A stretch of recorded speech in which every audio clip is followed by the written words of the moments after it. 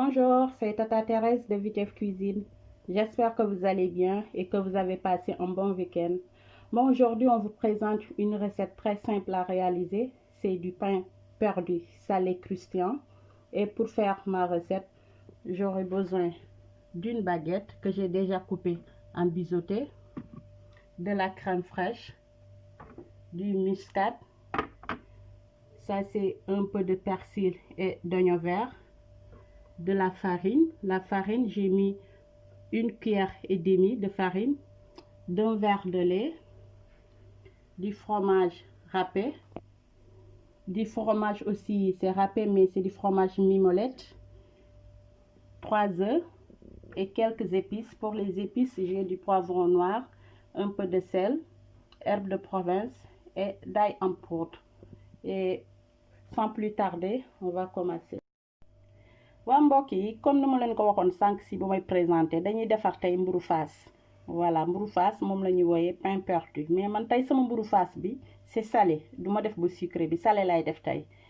Léegi dañuy ñëw commencer. Déjà damay ñëw def nen yi.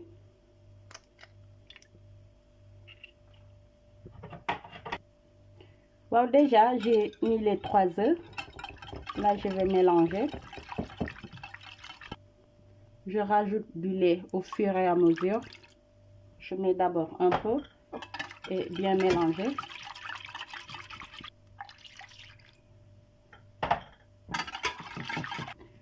Là, je vais rajouter de la farine, 1,5 cuillère de la farine. Il faut bien mélanger aussi. Voilà. Là, je vais rajouter 2 cuillères à soupe de la crème fraîche. Si vous n'avez pas de la crème fraîche, vous pouvez utiliser le yaourt nature.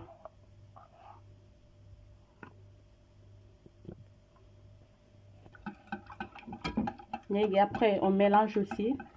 Recette bu neex la, machallah, crème nu mu tuddati encore. Mburu faas bi dafa neex torop. Te moi mes enfants bëgg nañ ko torop aussi. Moo tax tout le temps damay faral di ko defar. Parce que je vois que mes enfants ils aiment trop. Là, je vais rajouter un peu de poivre noir, de l'ail en poudre, un peu de sel et d'herbes de province.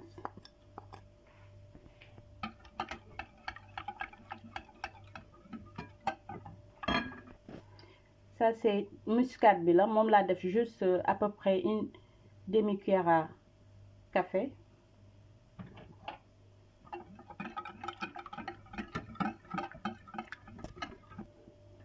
Là, je vais rajouter du fromage râpé emmental et du fromage mimolette aussi. Ça, c'est facultatif. Maanaam boo ko amul mu jarul sax bu la neexee bu ko def.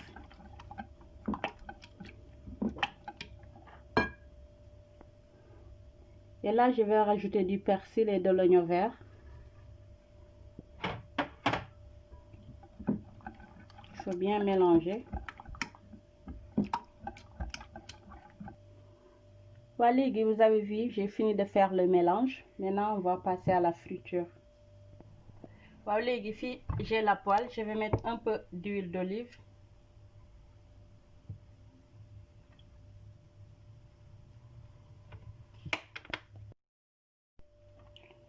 Voilà, léegi diwlin bi tàng na. Maintenant, je vais prendre mes tranches de pain et les tremper dans le mélange.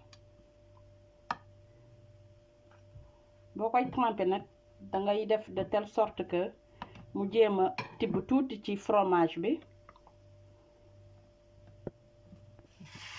Léegi nga ñëw nga déposer ko.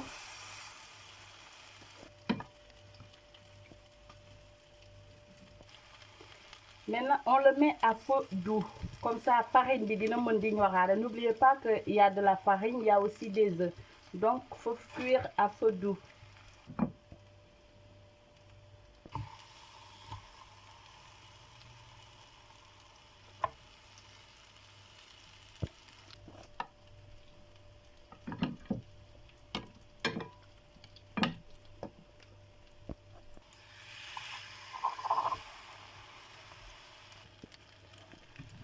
waa léegi dama ñëw ma je vais tourner l'autre côté. Voilà, là c'est bon. Voilà, là vous voyez c'est bien doré. Maintenant on le met, vous prenez une assiette et mettez du papier absorbant benn sopalin ngeen def ko ci comme ça mu mun a absorber huile bi.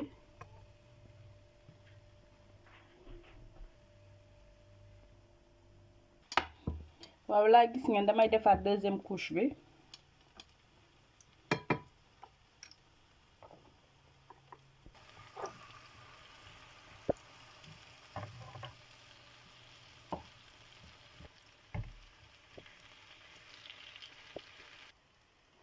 Voilà, là vous voyez, le pain perdu salé est fini.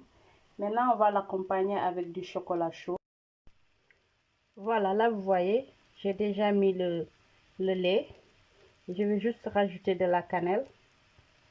Je vais mettre, c'est facultatif aussi. Et je vais rajouter 2 cuillères à soupe de chocolat en poudre. Voilà.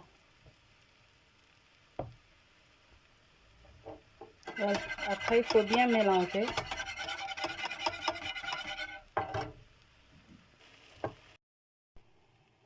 Voilà, gis ngeen. Là, il faut laisser infuser la cannelle à peu près 3 minutes. Comme ça, ngeen teggi. Non seulement cannelle dafa baax ci santé nit ki. Voilà. Là, le chocolat chaud, il est prêt. On peut le mettre à côté.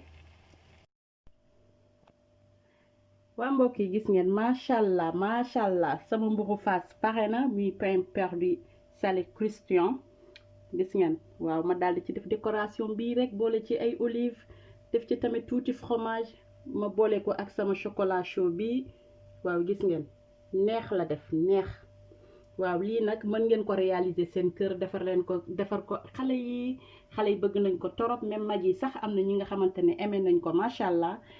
ma di leen wax nag recette bi nag dama ko may samay doom comme recette xale yi la bébé yi laa ko jegleel waaw su ma limee nag damay juum nag bébé yëpp laa ko may bébé yi nga xamante ne seen i maman ñu ngi mooy suivre ak seen i mami ñoom laa ko may ak samay doom surtout may ko aussi ñoom Pacha may naa leen ko ñoom ñëpp daal di leen wax nag di leen jox rendez-vous ba beneen yoon ak beneen recette fii ci Vitef Cuisine merci.